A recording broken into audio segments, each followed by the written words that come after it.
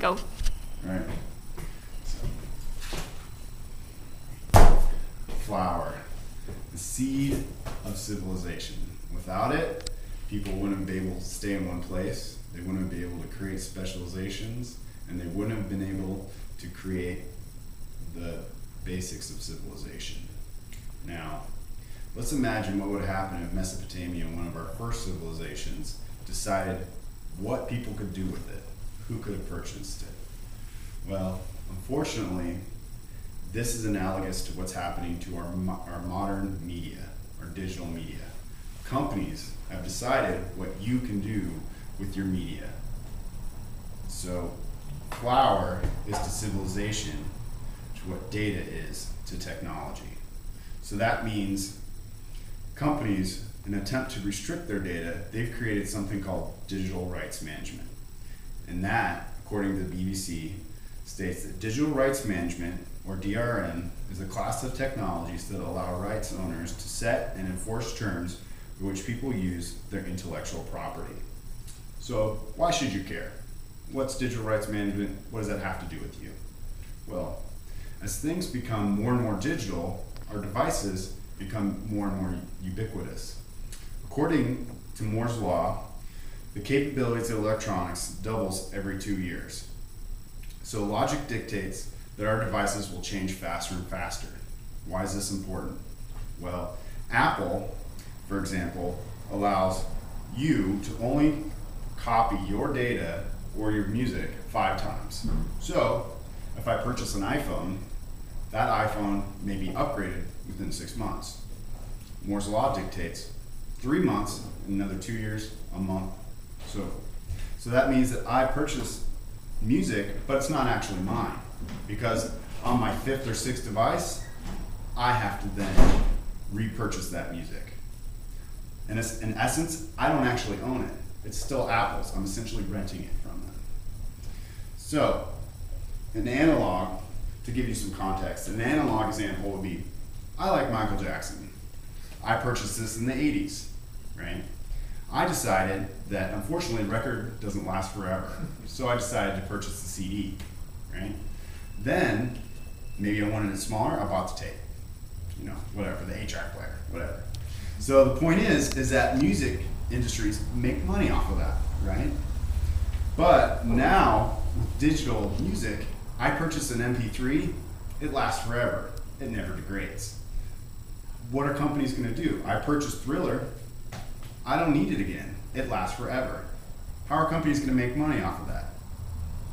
That's why DRM was invented. So companies can encrypt their data to choose what players you can put it on. Apple has the iPod, the iPad, the iPhone. Amazon, for books, has the Kindle. So if I choose to purchase a device, say I bought, an iPad and I decided to purchase a Sony e-reader, I have to buy a book that I may own on my iPad again to then put on my e-reader.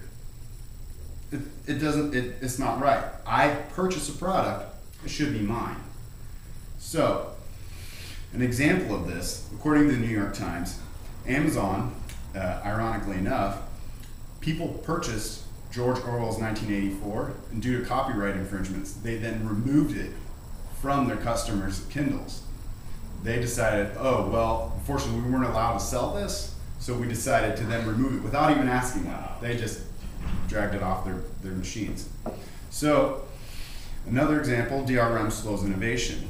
The VCR, broadcast radio, and cable television wouldn't exist if companies were successfully sued the creators of that media. They decided that the VCR could tape things, and that could be copyright infringement. Broadcast radio, people could play music, and they don't have to pay for it anymore, right? Cable television, in the same instance. I don't have to go to the movies anymore. It's broadcast to me via HBO, so they were sued. Well, now that's all commonplace. We listen and we watch that every day.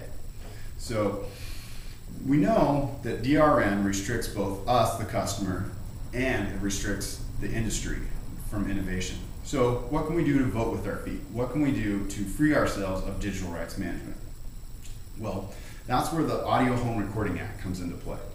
The Home Recording Act, as of 1992, amended the United States copyright law, stating that we, in essence, can purchase digital devices to record our own music for personal use. We can't sell that.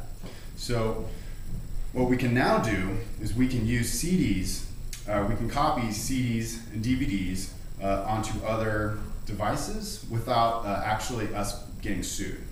The only thing is that we have to use free applications, because companies will still sue people that try to make money off of these types of applications. So example, Real Audio tried to create a DVD decryptor to, so I could decrypt my movies and place them on my other devices, and they got sued by the MPAA.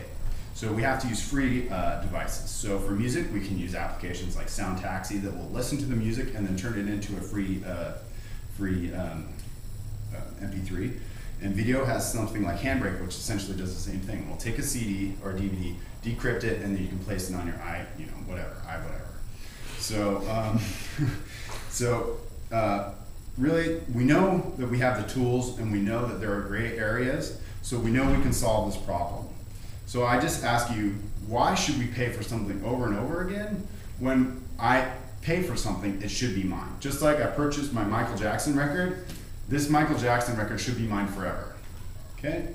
So with a little bit of research, you can empower yourself to ensure that companies don't fleece you. Thank you.